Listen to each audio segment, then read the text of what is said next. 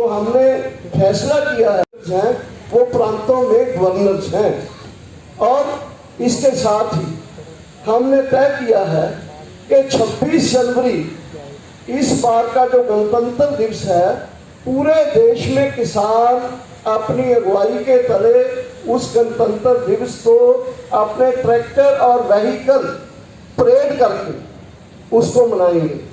26 जनवरी को हमारा काल है कि दिल्ली के इर्द गिर्द जितने भी नज़दीक के सिटीज हैं वो आए, 25 तक यहाँ पहुँचे, और 26 को दिल्ली में हमारे ट्रैक्टर फ्लैग्स लगा के दिल्ली में परेड, अभी परेड अलग अलग जगह होगी, लेकिन फाइनल परेड 26 को दिल्ली में होगी। और पूरे देश में काल है, पूरे देश में जिस प्रांत में कम ट्रैक्टर हैं वहाँ ट्रैक्टर के साथ व्हीकल मार्च, और जहाँ ट्रैक्टर ज्यादा है ट्रैक्टर व्हीकल मार्च। और वो मार्च को हमने दिया है नाम कि सिटी स्टेट का कैपिटल में और डिस्ट्रिक्ट का हेडक्वार्टर में सारे देश में ट्रैक्टर किसान परेड के नाम से पूरा देश ये 26 जनवरी को किसानों के पक्ष में, 26 जनवरी को संविधान दिवस के ऊपर पूरे देश में हमारे जो लोग हैं एक जन जागरण का क्लाइमैक्स में वो जो है एक करेंगे, परेड करेंगे। इसके साथ ही 18 तारीख को ही जनवरी को हमने कॉल दिया है कि महिला किसान दिवस में, क्योंकि बहुत सारे हमारे बॉर्डर्स के ऊपर महिलाएं आ रही हैं, उनका ये डिमांड भी है कि इसको सेंटर डाल दो ताकि पूरे देश में उस दिन महिलाओं जो किसानों के पक्ष में और किसान हैं, पूरा महिला किसान दिवस के रूप में 18 तारीख को एक कॉल दिया है। 26 तारीख तक का ये कॉल है, ये संयुक्त किसान मोर्चा की तरफ से ये प्रोग्राम हमने दिए, वो मैं शेयर कर रहा हूँ। धन्यवाद। आप गुरनाम सिंह चडूनी जी, आप एमएसपी के बारे में क्या पोजीशन है, क्योंकि बहुत कंफ्यूजन रहता है उसके बारे में स्थिति नहीं। सभी मीडिया वाले भाइयों को नमस्कार और नए साल की आपको बहुत बहुत शुभकामनाएं। आज जो प्रेस कॉन्फ्रेंस कर रहे हैं उसका एक मकसद ये भी है कि सरकार जो भ्रम फैला रही है उस भ्रम को दूर करना, ताकि किसान का पक्ष पूरे देश में आपके माध्यम से बहुत अच्छे तरीके से जाए। सरकार बार बार बयान दे रही है कि किसानों ने अड़ियल रवैया अपनाया हुआ है, हम तो इनको बहुत कुछ देने के लिए तैयार हैं, एमएसपी तो हम देंगे ही, ये तो हम लिख के देने के लिए भी तैयार हैं। और लोगों को ऐसा लगता है कि शायद अब तो किसान ही गलती पर है। लेकिन आपको बता दें कि हमने 8 तारीख की मीटिंग में अमित शाह जी के आगे सवाल किया था कि क्या आप एमएसपी पर, जो आप एमएसपी 23 फसलों का तय करते हैं, क्या आप उन 23 फसलों को खरीदने के लिए तैयार हो सारे देश से जितनी पैदा होती हैं? उनका जवाब था नहीं। कि क्या आप 23 की 23 फसलें एमएसपी पे खरीदने के लिए तैयार हो? तो उनका जवाब था कि नहीं, इस पे तो बहुत सोचना पड़ेगा। तो फिर आप देश को क्यों गुमराह कर रहे हो जब आप खरीद नहीं सकते? जब आपका खरीदने का कोई इरादा नहीं है तो फिर आप देश को क्यों गुमराह कर रहे हो कि हम तो एमएसपी तो हमने तोड़ा ही नहीं है, एमएसपी तो हम देंगे। तो साथ ही इस पे हम ये समझाना देना चाहते हैं कि एमएसपी देना और चीज है और एमएसपी पर खरीदना और चीज है।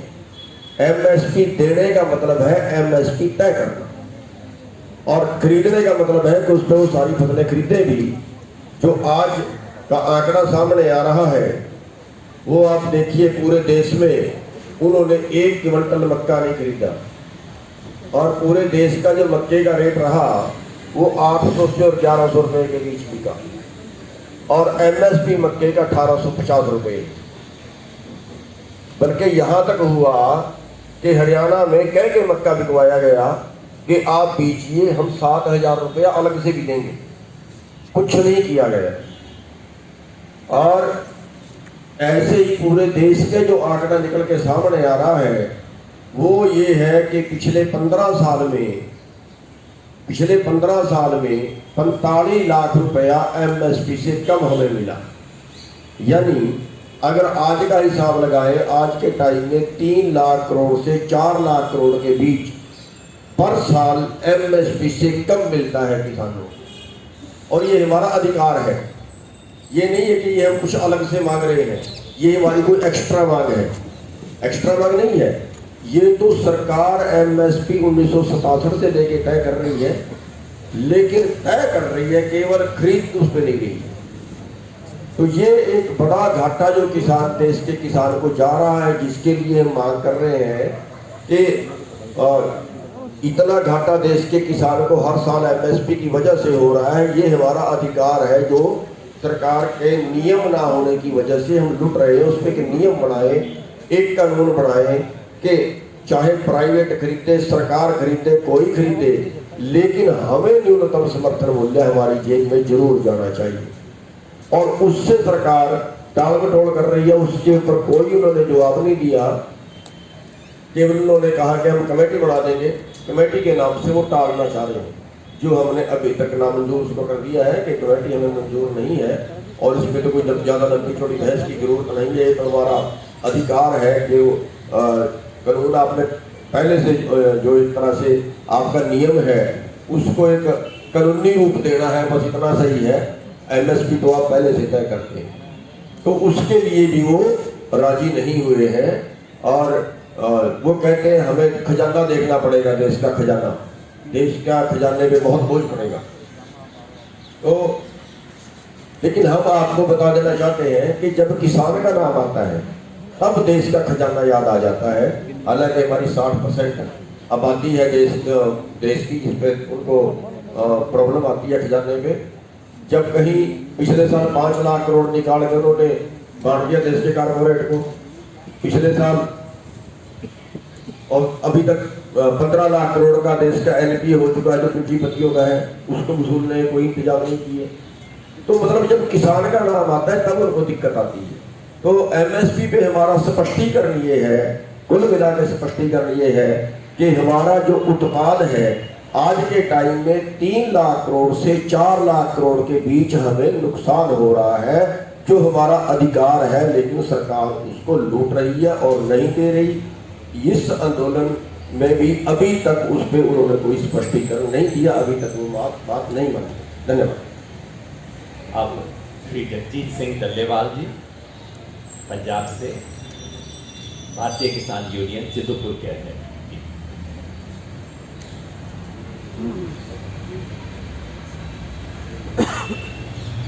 सत्कारयोग पत्रकार दोस्तों,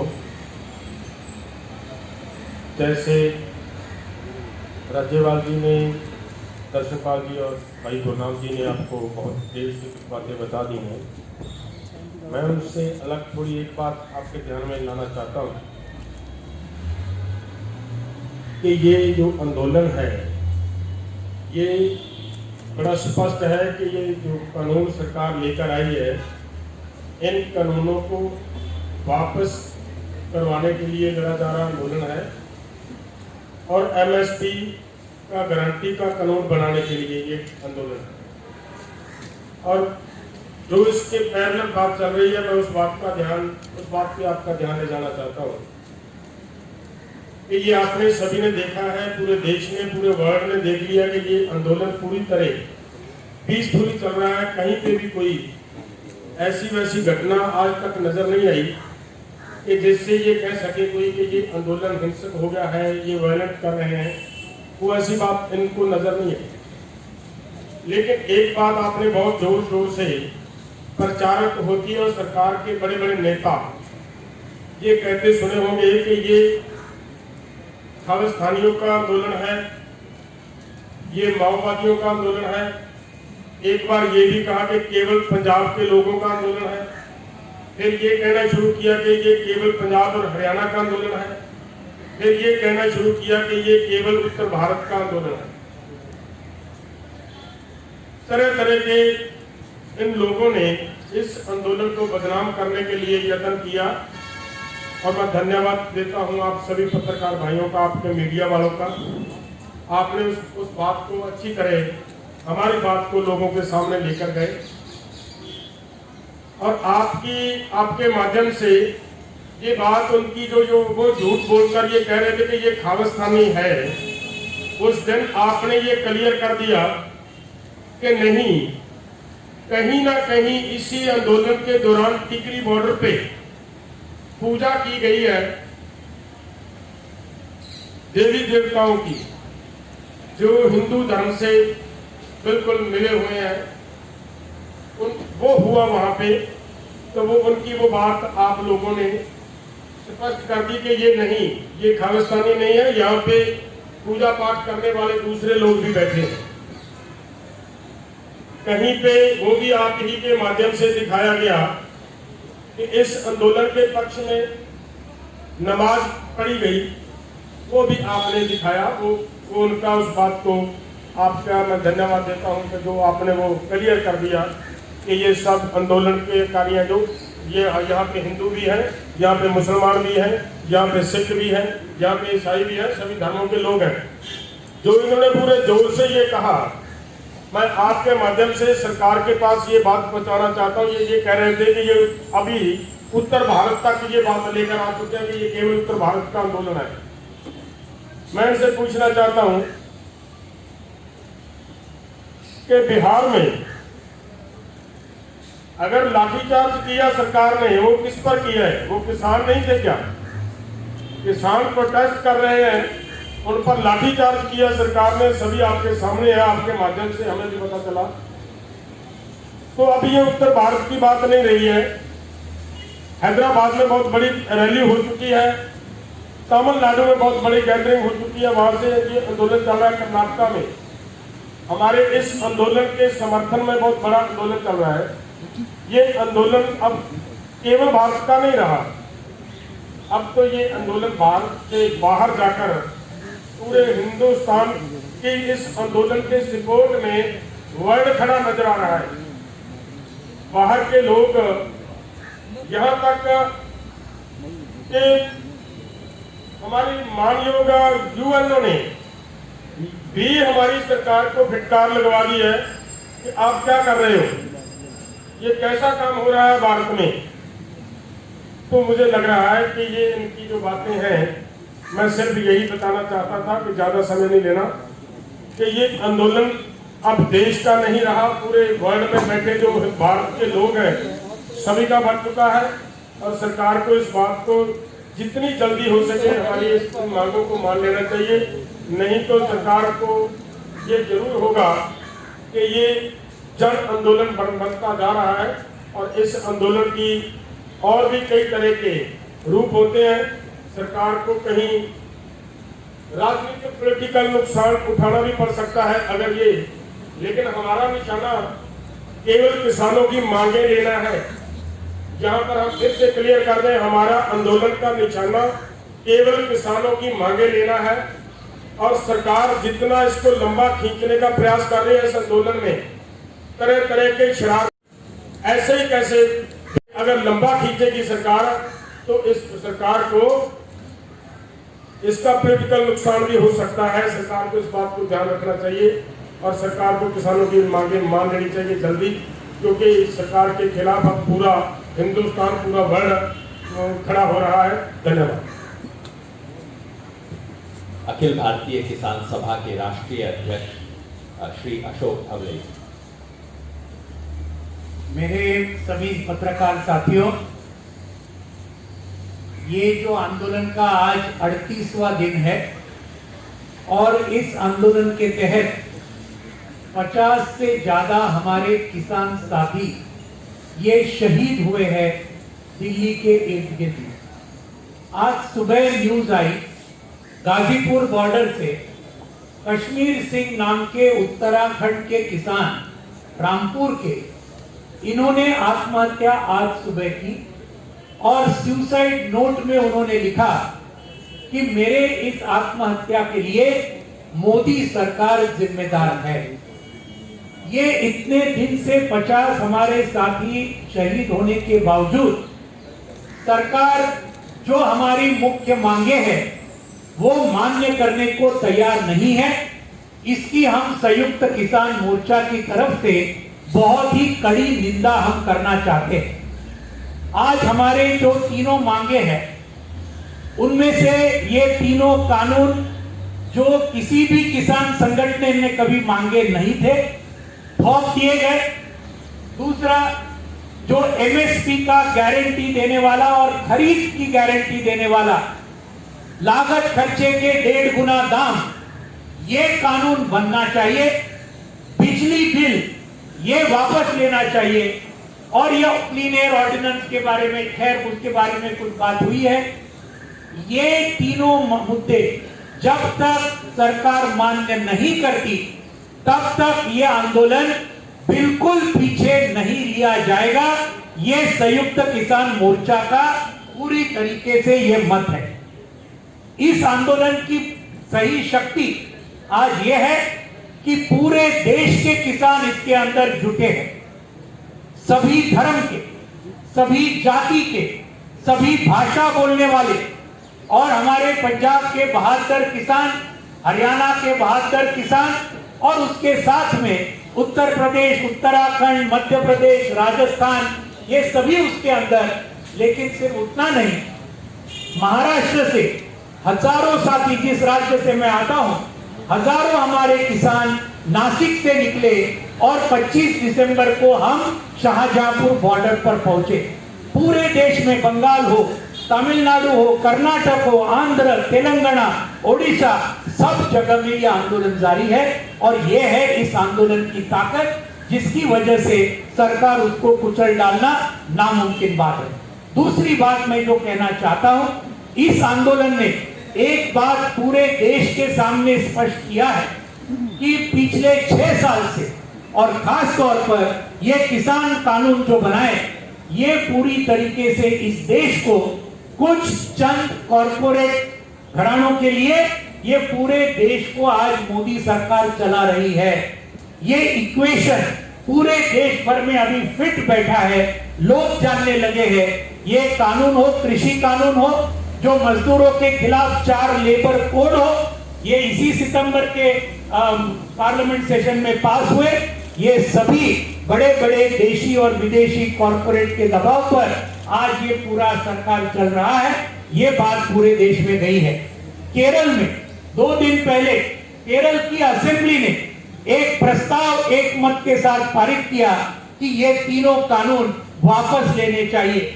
हम दरख्वास्त करते हैं सभी असेंबलीज को कि अगर आप जनता के साथ में है, किसानों के साथ में है, तो हर असेंबली ने इस प्रकार के ये प्रस्ताव पास करने चाहिए कि हम किसानों के साथ में हैं और ये कानूनों को वापस देना चाहिए। एमएसपी का ये होना चाहिए। आखिरी बात साथियों मैं कहना चाहता हूं, पिछले 25 सालों में ये नव उदारवादी नीतियों के चलते आज 4 लाख से ज्यादा किसानों ने हमारे देश में आत्महत्या की है। ये हमारे फिगर नहीं है, यूनियन होम मिनिस्ट्री के, नेशनल क्राइम रिकॉर्ड ब्यूरो के ये आंकड़े हैं जो मैं कह रहा हूं। 4 लाख से ज्यादा किसानों ने आत्महत्या की है कर्जे की वजह से। और इसको अगर रोकना है तो आज ये जो एमएसपी वाला कानून है ये बहुत ही महत्वपूर्ण है, क्योंकि आज आप देखेंगे पंजाब और हरियाणा में भी धान और गेहूं को छोड़ के सरकार की खरीद नहीं होती है। दूसरे जगह में तो कुछ नहीं होती है कई राज्यों में। तो इसलिए अगर ये किसानों की आत्महत्या को बचाना है, उसको रोकना है, और ये कृषि संकट को अगर रोकना है, तो हमारा सबका स्पष्ट मत है कि ये कानून को तो रद्द करने ही चाहिए। लेकिन एमएसपी 1.5 गुना दाम, डॉक्टर स्वामीनाथन आयोग ने जो बताया था, लागत खर्चे का 1.5 गुना दाम, इसको लेकर ये खरीद और एमएसपी ये दोनों का गारंटी देने वाला कानून इस सरकार ने बनाना चाहिए। ये हमारा स्पष्ट मत है। हम ये इस पूरे इसके अंदर आप सभी ने हमारा जो संदेशा है पूरे देश तक आप लेके गए, उसके लिए बहुत बहुत आपका धन्यवाद देते हैं। इसी प्रकार का समर्थन आप हमको आगे भी देते रहेंगे, ये पूरे विश्वास के साथ यहाँ चंद शब्द मैं पूरे करता हूँ। धन्यवाद। अध्यक्ष भाई अभिमन्यु कोहार। सभी पत्रकार बंधुओं का हाथ जोड़ के नमस्कार। पत्रकार बंधुओं, हमारे वरिष्ठ आदरणीय श्री शिव कुमार कक्का जी जो 2 तारीख से पलवल बॉर्डर में मध्य प्रदेश के किसानों के साथ बैठे हुए हैं, उनको कल किसी कारणवश जबलपुर जाना पड़ा। उनके बड़े भाई की तबीयत बहुत सीरियस है, तो उनकी जगह पे मैं छोटी छोटी 3 बातें रखूंगा। जो ये आंदोलन है, ये आंदोलन सच बनाम झूठ का आंदोलन है। ये आंदोलन न्याय बनाम अन्याय का आंदोलन है। ये आंदोलन सही बनाम गलत का आंदोलन है। ये आंदोलन देश को बचाने वाले बनाम देश को बेचने वालों का आंदोलन है। आज के दिन देश का अन्नदाता किसान प्रधानमंत्री मोदी की किसी भी बात पर विश्वास करने को तैयार नहीं है, क्योंकि किसानों को इतनी बार ठगा गया है, इतनी बार उनसे झूठ बोला गया है। एक छोटा सा उदाहरण आपके सामने देता हूं। अभी प्रधानमंत्री जी जब मध्य प्रदेश के किसानों को संबोधित कर रहे थे, तो उन्होंने कहा कि उनकी सरकार ने तो C2 प्लस 50% के अनुसार फसलों का MSP दे दिया है, जबकि हकीकत यह है, जो सभी मीडिया के बंधुओं ने जिसको प्रमुखता से कवर भी किया, कि इसी सरकार ने फरवरी 2015 में सुप्रीम कोर्ट में जस्टिस रमन्ना और जस्टिस मुखोपाध्याय की बेंच के सामने यह हलफनामा दिया था कि सरकार C2 प्लस 50% फार्मूले के अनुसार फसलों का MSP नहीं दे सकती है। तो बड़े दुख और दुर्भाग्य की बात है कि प्रधानमंत्री जी इतने जिम्मेदार पद पे बैठ के इतनी गलत बातें कह रहे हैं। दूसरी बात मैं कहना चाहूंगा कि हमारे लगभग 55 अन्नदाता इस आंदोलन में शहीद हो चुके हैं, लेकिन अब तक ना तो प्रधानमंत्री ने और ना ही उनके सरकार के किसी मंत्री या अधिकारी ने उन किसानों के प्रति संवेदना जाहिर की है, ना ही उनको किसी ने श्रद्धांजलि की है। अभी जो 31 तारीख को बैठक हुई थी, तो हमारे सभी सीनियर नेताओं की तरफ से यह कहा गया कि इस बैठक की शुरुआत उन शहीद किसानों को श्रद्धांजलि देके की जानी चाहिए। उसके बाद कृषि मंत्री नरेंद्र सिंह तोमर ने यह कहा कि जो किसान इसमें हताहत हो गए हैं, उनको लेकर उन्हें दुख है। बड़े दुर्भाग्य की बात है कि जो अन्नदाता शहीद हो गए हैं, हमारी सरकार उनको शहीद का दर्जा भी नहीं दे रही है और उनके लिए हताहत शब्द का इस्तेमाल कर रही है। तीसरी और अंतिम बात यह मैं कहना चाहूंगा कि जब से हमारे सभी सीनियर नेताओं के नेतृत्व में यह आंदोलन खड़ा हुआ, तो पहले सरकार ने इस आंदोलन को बदनाम करने का प्रयास किया, हमें आतंकवादी बताया, खालिस्तानी बताया, हमारे ऊपर फॉरेन फंडिंग के आरोप लगाए, लेकिन सरकार के उन सभी आरोपों की पोल खुल गई। उसके बाद सरकार ने यह किया कि कुछ जो दरबारी और सरकारी जो किसान संगठन है, उनको हमारे आंदोलन के पैरेलल में खड़ा करने का प्रयास किया। कुछ दिन पहले सरकार ने कहा कि हरियाणा के 1 लाख किसानों का उन्हें समर्थन मिला है कृषि कानूनों के मुद्दे पर। जब हमने उनकी जांच पड़ताल की, तो मालूम चला कि उसमें 116 FPOs के नाम दे रखे थे और उन FPOs का जमीन पे कोई अता पता नहीं था। उसके बाद यह कहा गया सरकार की तरफ से कि पंजाब के 3 लाख किसानों ने उन्हें समर्थन दिया, लेकिन जिन व्यक्तियों ने वो समर्थन देने की बात कही, जो सिग्नेचर लेके जाने की बात कही सरकार के पास, जब हमने उनका पता किया तो मालूम चला कि वो लोग ना तो किसान हैं, ना किसान नेता हैं, वो बीज और दवाई बनाने वाली कंपनियों के लिए काम करते हैं। तो सरकार इस तरीके का दुष्प्रचार करना बंद करे। ये आंदोलन शांतिपूर्ण है, शांतिपूर्ण रहेगा और निश्चित तौर पे इस आंदोलन में देश के अन्नदाता की जीत होगी। धन्यवाद। राजेंद्र भाई कुछ ऐड करेंगे? राजेंद्र सिंह जी, कीर्ति किसान यूनियन पंजाब की तरफ। शुक्रिया सभी पत्रकार दोस्तों। अनाज नहीं तो समाज नहीं। सिर्फ एक बात सरकार को समझ लेनी चाहिए कि अनाज पैदा करने वाला किसान नहीं रहेगा तो सोसाइटी भी नहीं रहेगी। दूसरी बात कि लंबे समय से, पिछले लगभग जब से ये ऑर्डिनेंस आए हैं 4 जून से, तभी से हम आंदोलन का हमने रुख किया हुआ है और इतना पीसफुल आंदोलन इंडियन हिस्ट्री में आपको देखने को नहीं मिलेगा। इतना बड़ा और इतना पीसफुल आंदोलन। अगर सरकार पीसफुल आंदोलन करने वाले लोगों की बात नहीं सुनती तो ये समझना चाहिए कि सरकार क्या चाहती है। क्या वो चाहती है कि इस देश में पीसफुल आंदोलन करने वाले लोगों की बात नहीं सुनी जाएगी और इस देश में जो कॉन्स्टिट्यूशन हमारा राइट है, राइट ऑफ एक्सप्रेशन, उसके तहत आप कुछ भी एक्सप्रेस करो, सरकार उसे नहीं सुनेगी। तो सरकार देश को किस ओर ले जाना चाहती है, ये सारे देश के सामने सवाल। अगली बात, 1907 में शहीद आजम सरदार भगत सिंह के चाचा अजीत सिंह जी ने एक आंदोलन पगड़ी संभाल जट्टा किया। पगड़ी संभाल जट्टा लहर चली और सभी लोगों की जुबान पर वो गीत था, पगड़ी संभाल जट्टा। पूरे 113 साल बाद 113 साल बाद इतना बड़ा आंदोलन हुआ है। और ये आंदोलन सिर्फ पंजाब तक सीमित नहीं है, ये आंदोलन लगातार फैल रहा है। और सरकार ने, जो पहले डल्लेवाल साहब ने बताया कि सरकार कह रही है कि ये पहले का सिर्फ पंजाब का आंदोलन है, पंजाब और फिर का पंजाब और हरियाणा का आंदोलन है, नॉर्थ इंडिया का आंदोलन है, अब पूरे देश में फैल गया, पूरी दुनिया में प्रोटेस्ट होने लगे हैं। और ये सरकार, मैं वो उस तरह का शब्द नहीं बरतना चाहूंगा, इतनी वो ढीठ है, कल को ये कहे कि ये तो सिर्फ धरती का आंदोलन है, मंगल ग्रह पर तो हो ही नहीं रहा, ये तो सिर्फ एक प्लेनेट पर हो रहा है, किसी और प्लेनेट पर तो आंदोलन ही नहीं हो रहा। ये इस तरह के लोग हैं। इसलिए लास्ट बात ये कि सारा मामला फंसा हुआ क्यों है। मामला 3 कानूनों का नहीं, सरकार इसे 3 लॉज का मामला नहीं मानती। लॉज तो उन्होंने बहुत सारे निरस्त किए हैं, लेबर लॉज जो लोगों ने इतनी कुर्बानियां करके, इतने लंबे आंदोलन करके वो लॉज बनाए थे अपने पक्ष में, उन लॉज की भी जान निकाल दी उन्होंने।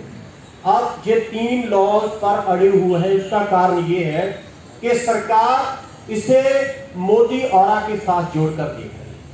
उनको लगता है कि 7 साल में जो एक नैरेटिव इस देश में बनाया गया कि मोदी साहब बहुत मजबूत नेता है, जो बोल देते हैं पीछे नहीं हटते। नोटबंदी की, लोग लाइनों में खड़कर मर गए, पीछे नहीं हटे। जीएसटी किया, ऑपोजिशन हुई, लोग सरकार पीछे नहीं हटी। जितनी भी जन विरोधी आर्थिक नीतियां लाई, कितने भी प्रोटेस्ट हुए, सरकार पीछे नहीं हटी। और पहली बार है कि सरकार को पीछे हटना पड़ा। वो अब संशोधन तक आई हुई है। अब सरकार की पोजीशन ये है कि more than amendment less than repeal, यहां पर सरकार पहुंची हुई है। और ये सरकार लगातार पीछे हट रही है। और हम आपके माध्यम से ये सरकार को और मोदी जी को विनती करना चाहेंगे कि आप जिस इमेज को बचाने के लिए हमारी बात नहीं मान रहे, वो इमेज धाराशायी हो चुकी है। अंडरस्टैंड करना चाहिए आपको कि कितनी हेटेड है स्प्रेड हो चुकी है आपके खिलाफ इस देश में। आप इस बात को अंडरस्टैंड कीजिए और हमारे पीसफुल आंदोलन को मान्यता दीजिए और सभी हमारी मांगे मान लीजिए। यही आपसे हमारी दरखास्त है। शुक्रिया। मैं आपके साथ एक चीज ऐड करना चाहता हूँ, भूल गया था। वो ये है कि अडानी अंबानी के खिलाफ जो हमारा गुड्स और सर्विसेज का बाइकआउट कॉल है, वो जारी है, जारी रहेगा। नंबर 2, बाइकआउट का जो कॉल है वो जारी रहेगा। दूसरा, एनडीए बीजेपी और उसके पार्टनर्स के खिलाफ पूरे देश में एक मुहिम हमारी कॉल से चला हुआ है, वो जारी रहेगा। ये कॉल के साथ कि आप सेंट्रल गवर्नमेंट छोड़ो, अपने पद छोड़ो और किसानों के साथ, किसानों के जो मूवमेंट है उसके साथ आओ। तो ये 2 कॉल्स मैं पिछले वर्ष में भूल गया था, ये हमारी जारी है। और पंजाब हरियाणा में टोल प्लाजे जो फ्री किए हुए हैं, अगर आंदोलन आगे बढ़ेगा तो और भी ये आगे फैल जाएंगे।